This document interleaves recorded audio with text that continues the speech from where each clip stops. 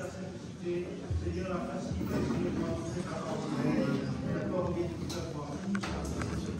Amen. Alléluia.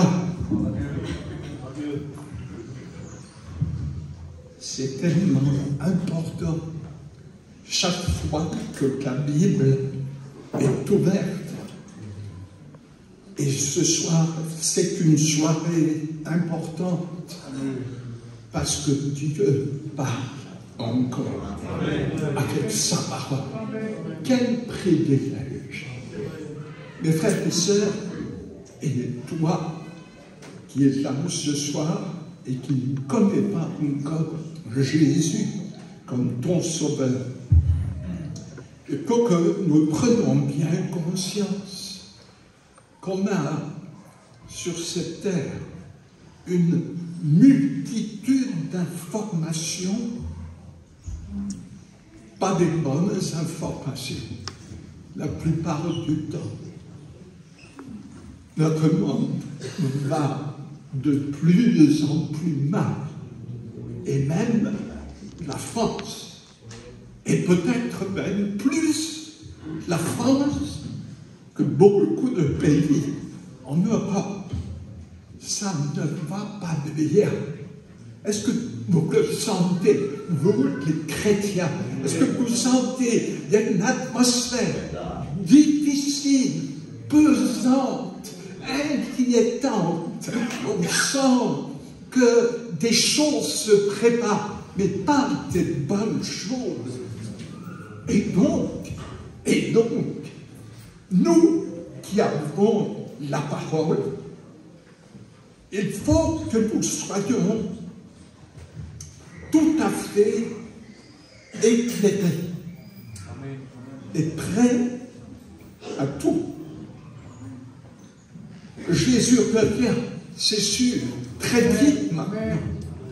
Mais peut-être qu'il va quand même se passer certaines choses avant le retour du Seigneur. Nul ne sait ni le jour, ni l'heure.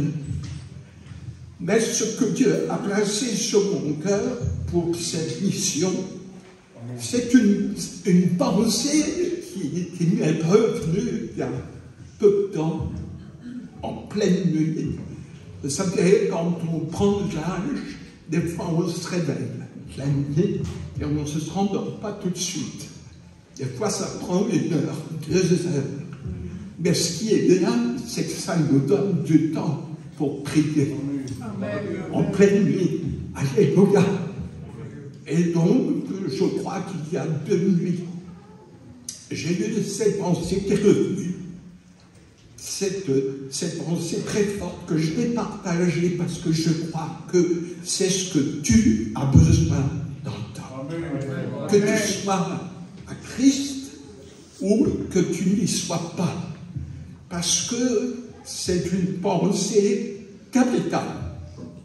Alors, qu'est-ce que c'est cette pensée? Cette pensée, c'est réveille-toi. Réveille-toi. C'est, je crois, un message tellement important. Vous savez, ça se trouve dans l'Écriture. Je ne vais pas vous prêcher des choses qui sont farfelues. Je vais lire la parole. Et j'aime, comme toi, mon frère, ma soeur, je suis sûr, cette parole de Dieu. D'ailleurs, ce n'est pas moi, c'est le psalmiste qui dira: ta parole est une lampe à mes pieds et une lumière sur mon sentier. Le texte que je veux lire pour introduire, c'est Éphésiens. Éphésiens, chapitre 5. Et on va lire à partir du verset 11. Paul, par le Saint-Esprit, écrit ceci aux chrétiens d'Éphèse: ne prenez point part aux œuvres infructueuses des ténèbres, mais plutôt condamnez-les, car il est honteux de dire ce qu'ils font en secret. Mais tout ce qui est réprouvé apparaît en pleine lumière, car tout ce qui est ainsi manifesté est lumière. C'est pour cela qu'il est dit, réveille-toi, toi qui dors, relève-toi d'entre les morts, et Christ t'éclairera. Amen. Amen. Il faut entendre tout ce qui est dit. Il est dit à celui qui dort, réveille-toi. Il est dit, relève-toi d'entre les morts. Et alors, si tu te réveilles, si tu entends la voix du Seigneur ce soir, Christ t'éclairera. Et c'est tellement important. Tout le monde sait que le Seigneur Jésus est la lumière du monde. Alléluia.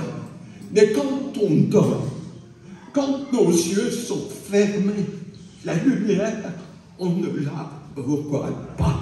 Il faut que nous nous réveillions et que nous puissions alors sortir de cet état dont l'apôtre parle, la mort.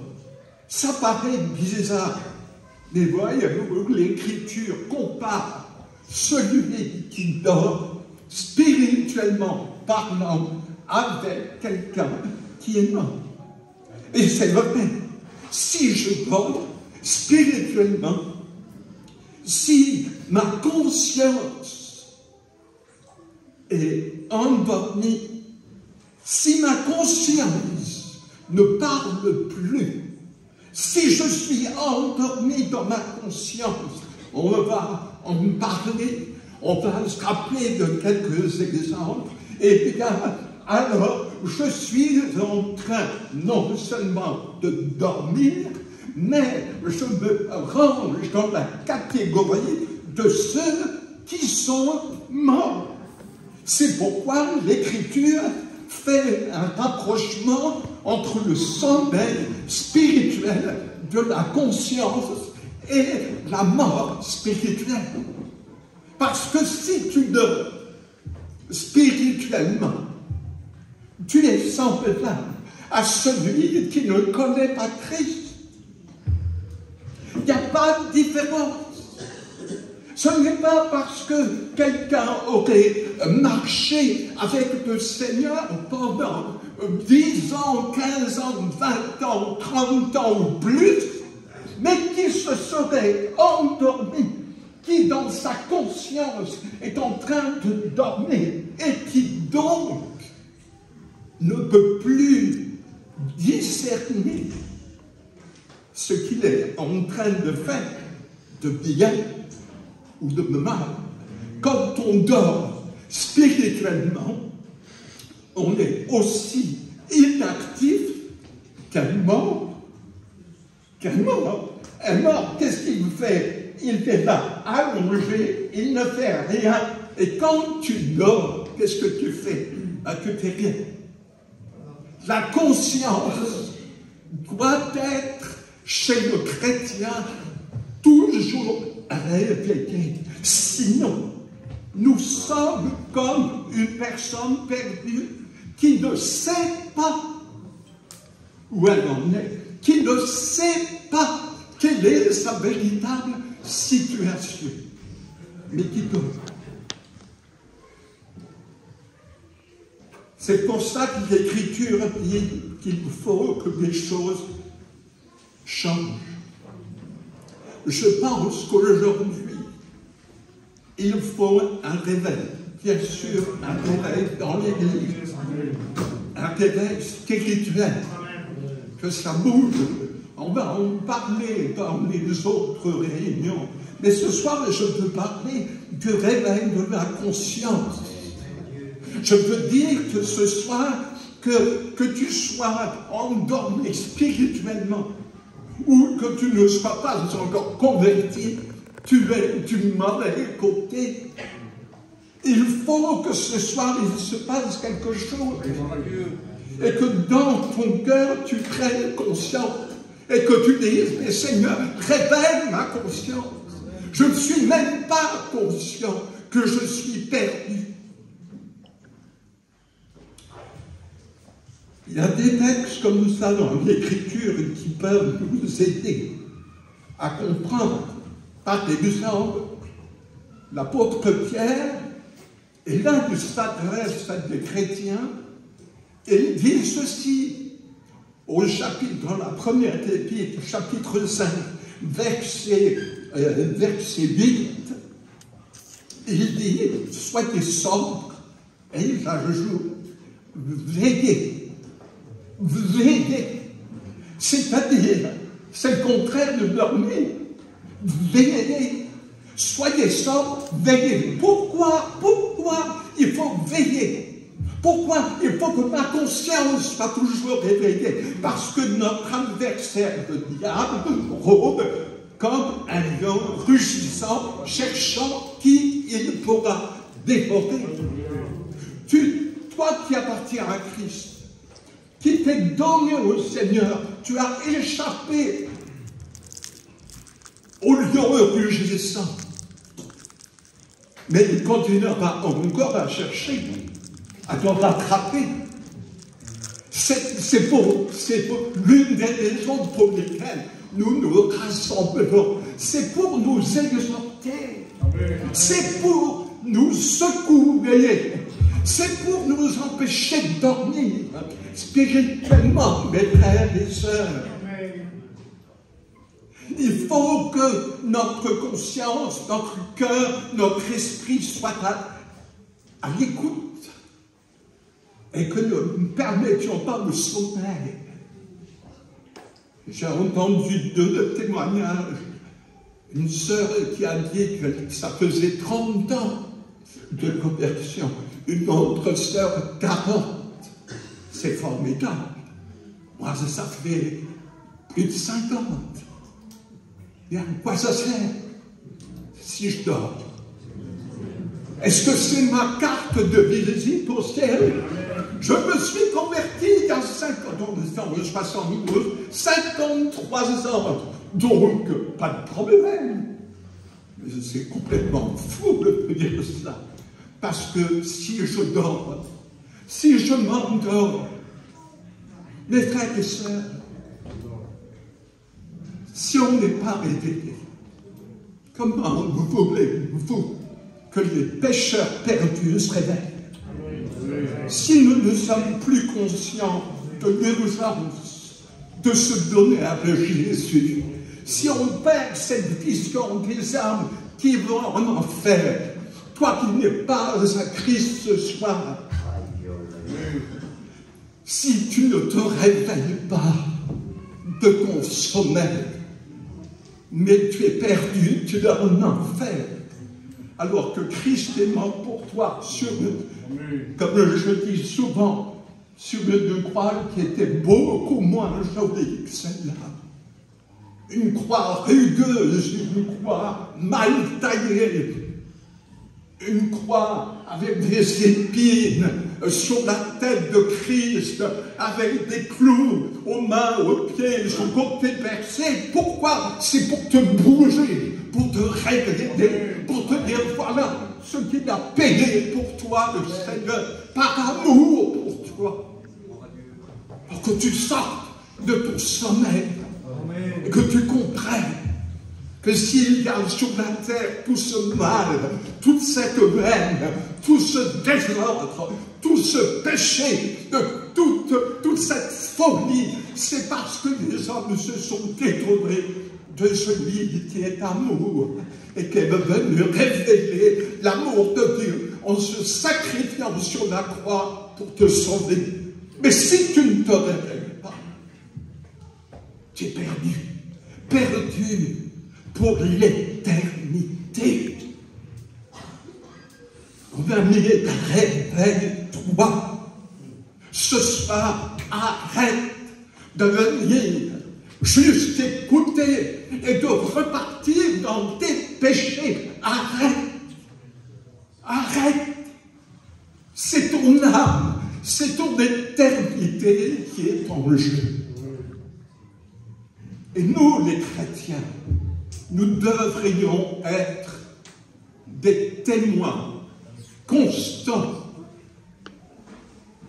que Christ, lui, nous a sauvés, a pardonné nos péchés, a purifié notre cœur, et nous devrions continuer à rester avec cette crainte respectueuse de Dieu, avec cet amour pour Dieu, avec cette conscience réveillée sans cesse. Parce que quand Christ viendra, il viendra chercher, non pas ceux qui se sont laissés endormir, mais ceux qui sont dans l'attente. Alléluia. Réveille-toi, toi qui dors. Relève-toi d'entre les morts. Et Christ t'éclairera. La Bible dit que quand Jésus est venu, une prophétie s'est accomplie. Elle se trouve mentionnée dans les évangiles. Parce que il est question d'une certaine région où le Seigneur est venu. Et il y avait là, beaucoup de ténèbres. Ce passage, il est dans Matthieu, chapitre 4. Je lis ceci au verset 12. Jésus ayant appris que Jean avait été livré, se retira dans la Galilée. Il quitta Nazareth, qui était sa ville, où il avait vécu toute son enfance. Et il vint demeurer à Capernaum, situé près de la mer, dans le territoire de Zabulon, de Nephtali, afin que s'accomplisse ce qui avait été annoncé par Isaïe le prophète. Écoutez, le peuple de Zabulon et de Nephtali, c'est-à-dire des gens qui ne connaissaient pas Jésus, qui étaient perdus. Ce peuple-là, de la contrée voisine de la mer, du pays au-delà du Jourdain et de la Galilée des païens, ce peuple, écoutez bien, assis dans les ténèbres, a vu une grande lumière. Alléluia. Et sur ceux qui étaient assis dans la région et l'ombre de la mort, la lumière s'est levée. En fait, ces gens, ils étaient dans la nuit. Et dans la nuit, qu'est-ce que tu fais? Tu dors. Qu'est-ce que tu peux faire d'autre que dormir? Eux, ils étaient endormis dans leur conscience, perdus, ne sachant pas qu'ils étaient perdus. Quand j'ai entendu l'évangile, j'ai découvert que Christ était mort pour mes péchés et que, à cause de mes péchés, sans lui, j'étais perdu.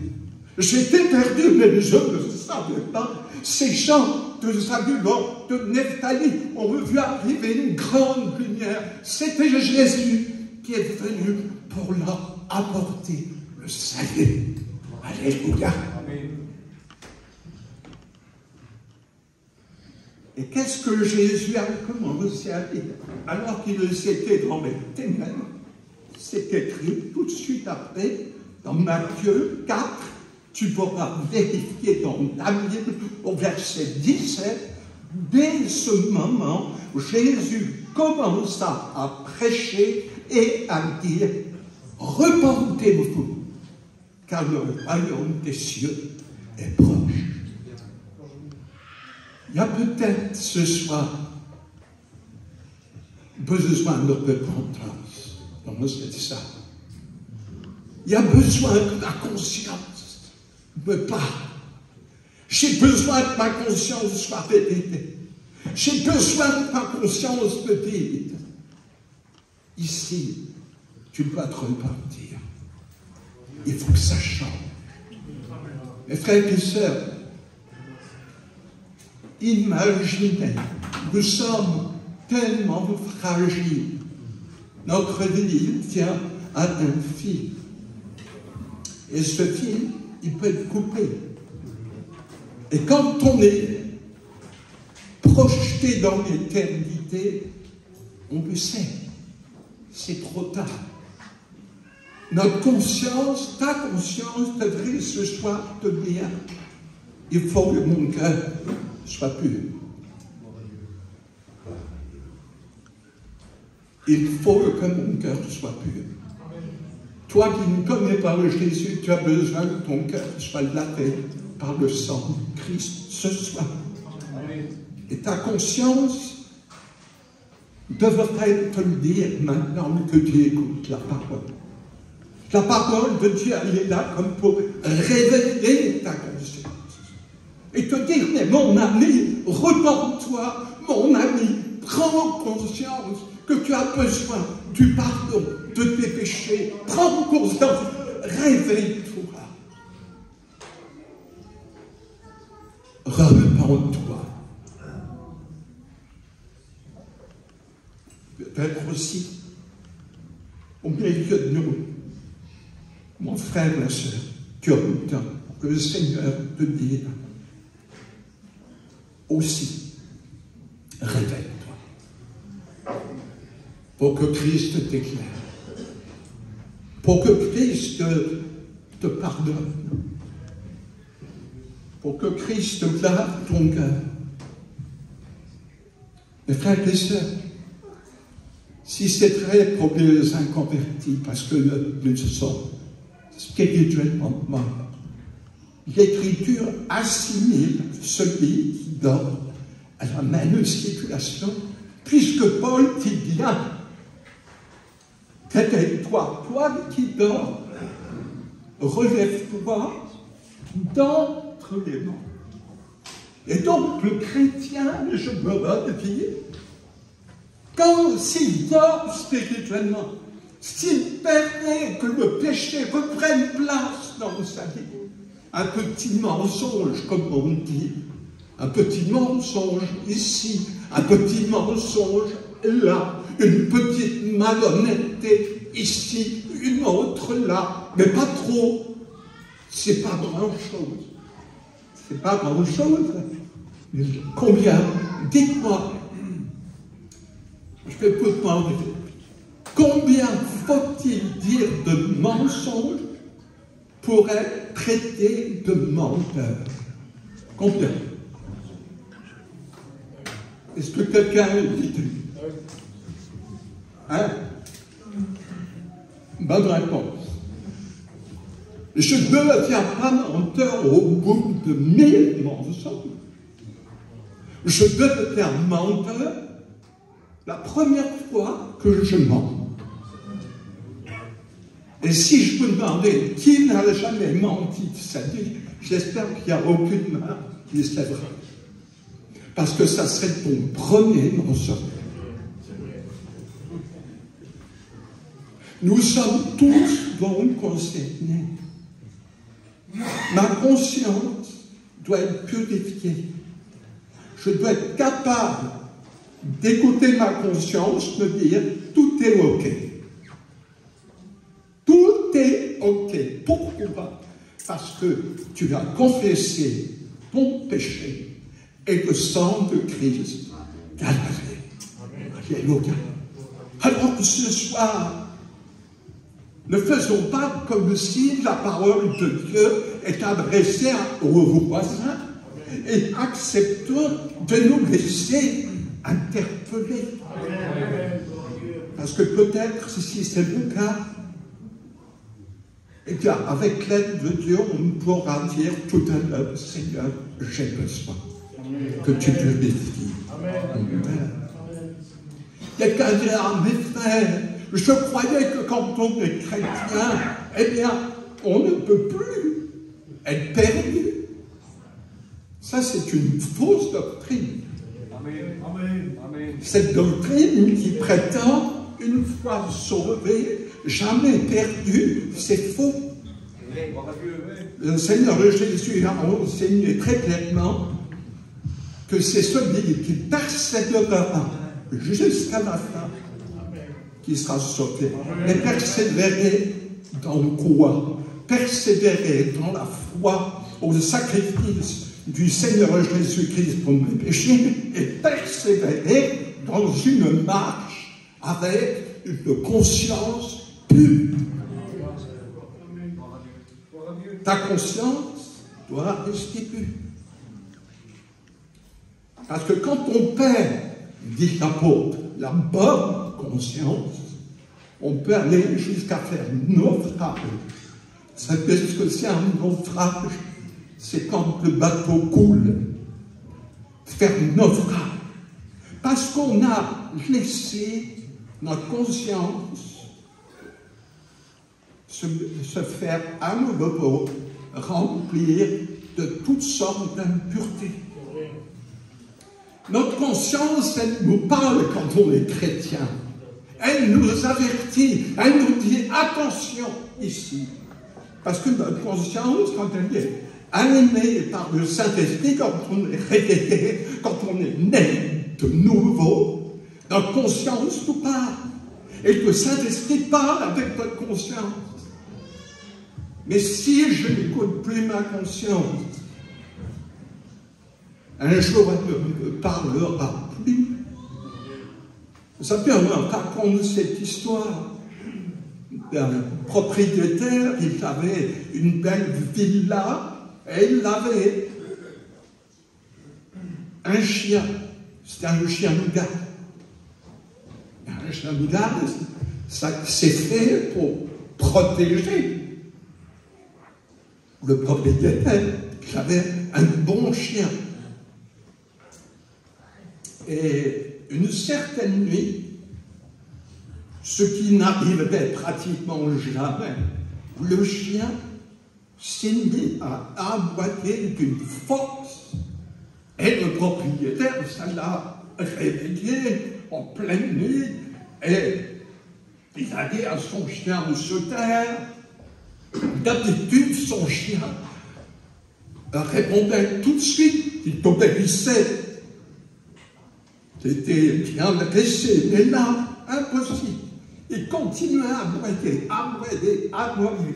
Ça a duré comme ça un long moment. Et le propriétaire, excédé, vous savez ce qu'il a fait? Il a attrapé son fusil et il a tué son chien. Il a dit maintenant, je vais pouvoir dormir tranquille. Sauf que le lendemain matin, quand il s'est réveillé, tout le rez-de-chaussée de sa maison avait été comme briolé. Son chien l'avertissait. Mais lui, il a tué son chien. On peut tuer sa conscience à force de ne pas vouloir l'écouter. Si le Seigneur nous a donné une conscience, à combien plus forte raison, réveillée par l'expérience du salut, de la nouvelle naissance, il faut savoir l'écouter et en harmonie avec l'Écriture. Quand on est né de nouveau, notre conscience, elle est réveillée et elle est éclairée par la parole de Dieu. Ne reste pas. Ne te laisse pas endormir. Ça fait que Satan, c'est sa méthode. Il endort. Et s'il pouvait endormir l'Église, et quelque part, parce qu'on tourne quand même dans certaines assemblées, il y a beaucoup de besoin de réveil. Le peuple de Dieu aurait tendance à s'endormir. Mes frères et sœurs, réveillons. Réveillons. Regardez ce qu'il a fait avec Adam et Ève. Il les a endormis spirituellement. Et pourtant, ils étaient bien tous les deux avec Dieu. dans une atmosphère glorieuse, un paradis extraordinaire. Mais il a réussi à les endormir, à endormir la conscience d'Ève et aussi la conscience d'un homme, puisqu'il était, nous dit l'Écriture, à côté de sa femme. Tu pourras vérifier.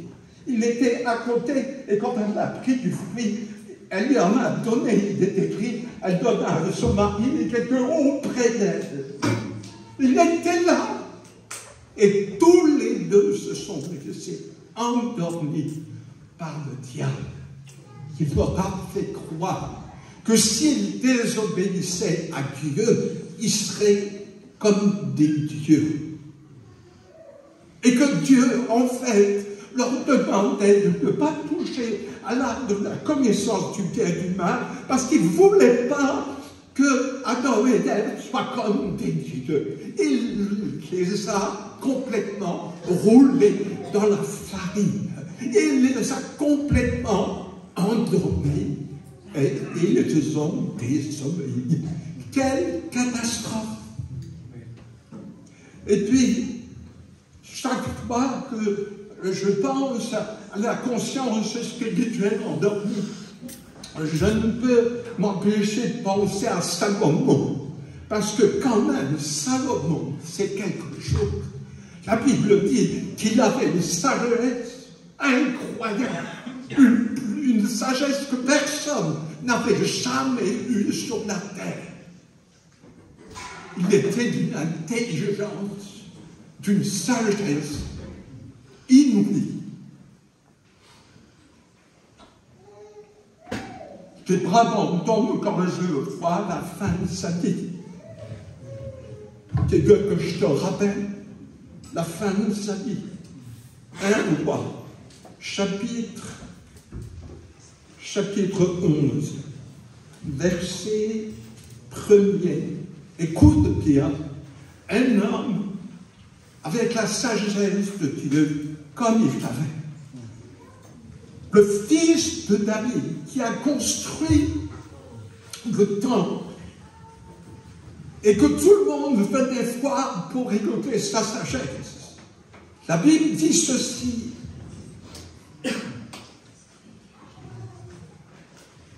À la fin de sa vie, la fin d'une chose vaut mieux que son commencement. Amen. Sois fidèle jusqu'au bout. Et écoute ce que fait Salomon. Toute sa vie, il marche avec Dieu. Toute sa vie, il obéit à Dieu. Toute sa vie, il fait preuve de sagesse. Mais, 1 Roi, chapitre 11, tu vérifieras ce que je te lis maintenant au verset 4. À l'époque de la vieillesse de Salomon, ces femmes, dont il en avait plusieurs, c'est ça qui ne marche pas, on le comprend, inclinait son cœur vers d'autres dieux. Et son cœur ne fut point tout entier à l'Éternel son Dieu, comme l'avait été le cœur de David son père. Et écoute bien, un homme qui avait reçu la sagesse, un homme qui avait pris au départ, donne-moi ta sagesse, mon Dieu, le peuple est si grand. À la fin de sa vie, sa conscience, elle est morte. Écoute ce qu'il fait. Salomon, après Astarté, divinité des Sidoniens, et après Milcom, l'abomination des Ammonites. Et Salomon fit ce qui est mal aux yeux de l'Éternel. Et il ne suivit point pleinement l'Éternel comme David son père. Salomon bâtit sur la montagne qui est en face de Jérusalem un haut lieu pour Kémosh, l'abomination de Moab, et pour Moloch. Je vous rappelle que Moloch était une divinité païenne à qui on offrait des enfants sacrifiés, des enfants vivants. On les tuait pour Moloch. Et Salomon a marché là-dedans. Mais où es-tu passé, conscience de Salomon. Alors ne dis pas, moi, ça ne m'arrivera pas. Moi, tu peux causer, pasteur, ça ne m'impressionne pas. Moi, je suis fort. Moi, ça ne m'arrivera pas. Moi, ma conscience, ceci, arrête et sois humble. Et ce soir, Dieu te dit que tu sois perdu dans tes péchés, pas encore converti, ou que tu sois converti depuis 75 ans. Il faut que ta conscience, tu puisses être sûr ce soir qu'elle est purifiée, qu'elle ne te reproche pas. Et surtout, fais attention de ne pas la faire taire. C'est la pire des choses. Je pense que Salomon, Dieu lui a parlé des dizaines et des centaines de fois, parce que la Bible nous dit que Dieu est patient. Mais après avoir lassé la patience des hommes, le plus grand danger, c'est de lasser la patience de Dieu, qui nous donne du temps. Et je veux dire, ce soir, je te dis cela comme je le ressens. Je pense qu'il y a des cœurs de ce soir que Dieu appelle, parce que Dieu t'aime. Il est patient. Puis les années, tu t'es donné, tu as marché. Il y a aujourd'hui, il y a des choses qui ne sont plus à sa gloire. Et Dieu m'envoie. Dieu m'envoie pour te dire, mon enfant, ce soir, laisse la lumière du Seigneur entrer. Sors de ton sommeil spirituel. Oui, Dieu te fait grâce. C'est pourquoi il te dit, réveille-toi. Il ne te dit pas, comme pour un païen, qu'il veut te ressusciter. Il te dit de te réveiller. Parce que tu es au milieu des morts. Si tu restes dans cet état. Et si Christ, ce soir, me pousse à parler de cette manière, c'est bien sûr pour les perdus qui ne se sont jamais donnés à Christ. Mais c'est aussi, je le ressens tellement clairement, pour des bien-aimés. Je dis bien des bien-aimés. Ne te sens pas ce soir jugé, condamné. Ma prière, c'est que tu acceptes de te laisser laver dans ta conscience et que tu dises, Seigneur, je peux repartir de ce lieu. Amen. Comme un jour, un grand roi a prêté et a dit, ô Dieu, crée en moi un cœur pur, renouvelle en moi un esprit bien disposé, ne me rejette pas loin de ta face, ne me retire pas ton Esprit Saint. Vous savez, le Seigneur, il t'appelle dans les églises, en tous les cas dans certaines églises, et en tous les cas dans cette église ce soir. Mon frère, ma soeur, ta conscience est tranquille, pure. Peux-tu dire, par la grâce de Dieu, sous le sang de Christ, je m'efforce de garder une conscience pure. Comme disait Paul, c'était son souci quotidien. Je m'efforce de garder une conscience pure. C'était pas quelque chose de sans importance pour Paul. Et pour nous non plus.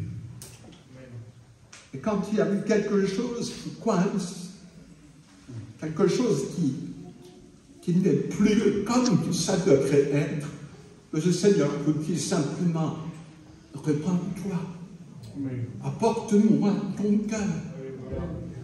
N'aie pas peur. Le Seigneur, si Jésus est mort sur la croix, c'est pas pour nous condamner, mais c'est pour nous garder. C'est pour nous rendre sensibles et pour que nous puissions comprendre que depuis que nous avons découvert cette lumière, notre part, c'est de rester dans cette lumière.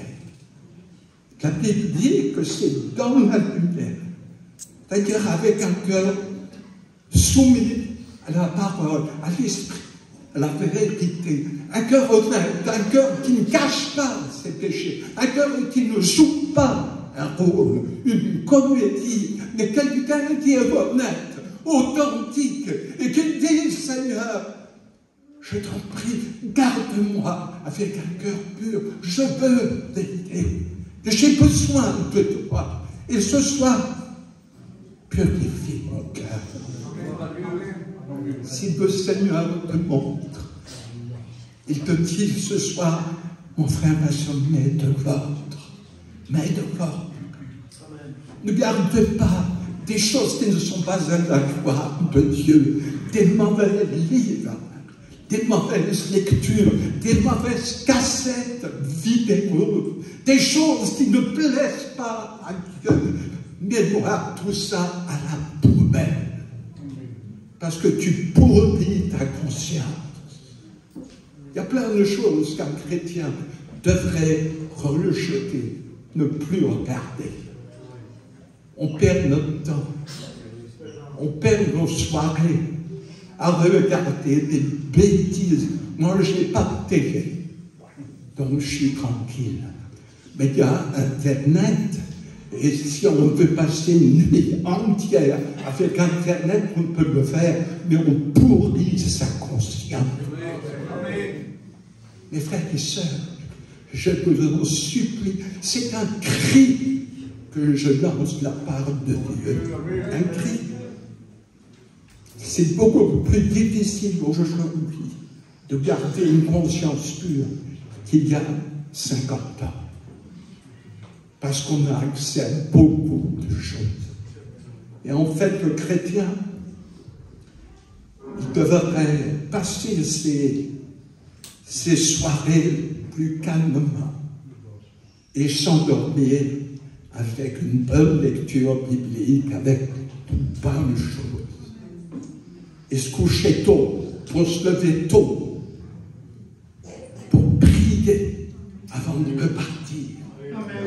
Et d'affronter une nouvelle journée. Garde ton cœur pur, garde ta conscience pure.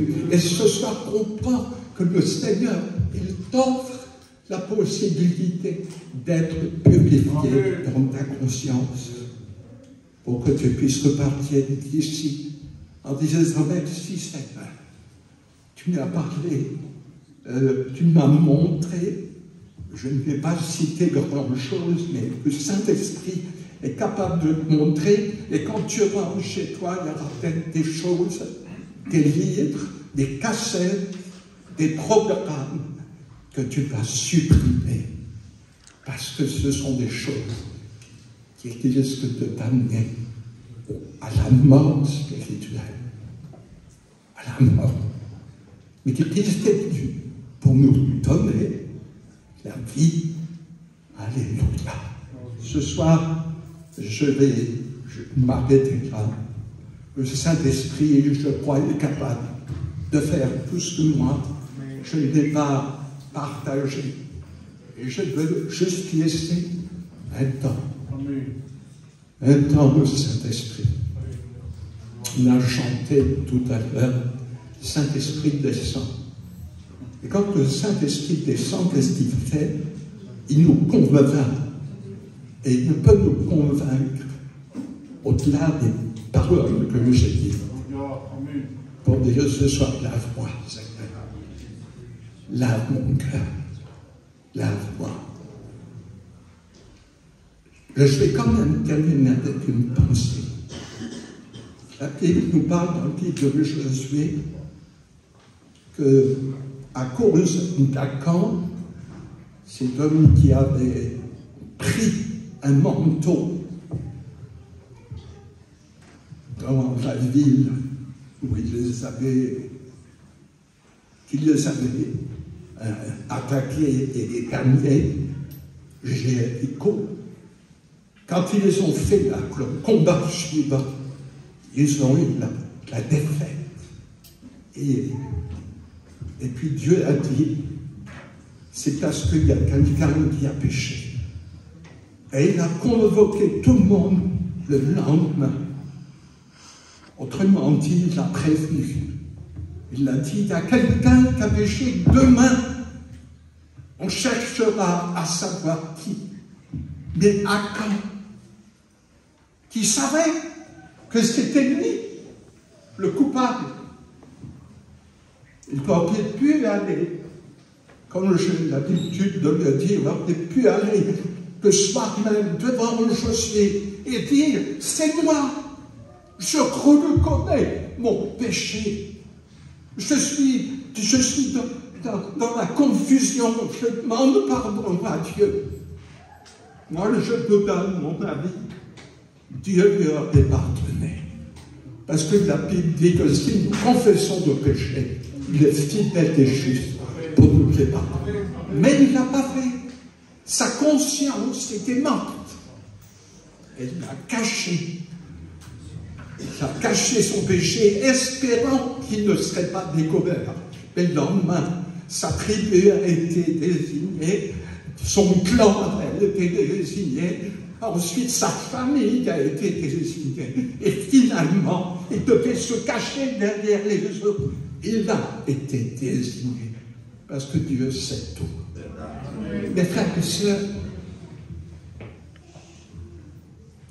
si nous pouvons repartir de cette réunion tranquille, assurons-nous que le sang de Christ a vraiment lavé notre cœur et notre conscience de toute œuvre morte, de toute œuvre de demande.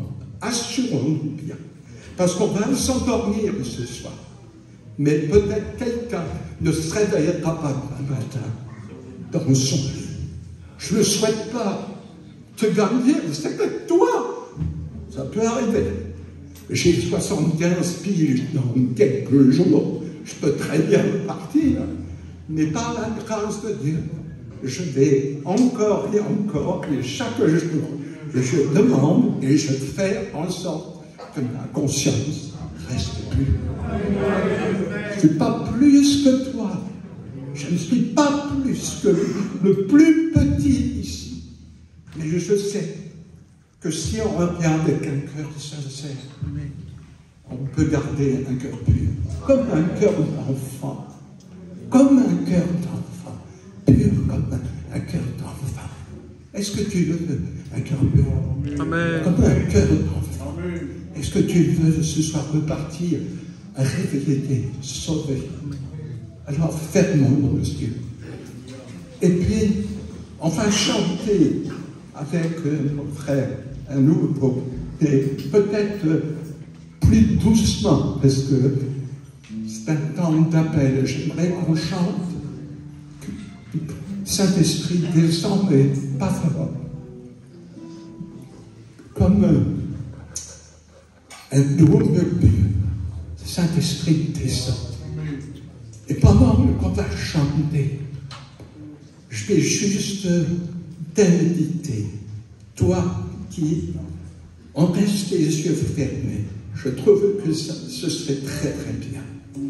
Et toi qui dis ce soir, Seigneur, tu vois mon cœur, je veux être sincère devant toi. Je veux que mon cœur, je veux que ma conscience soit purifiée.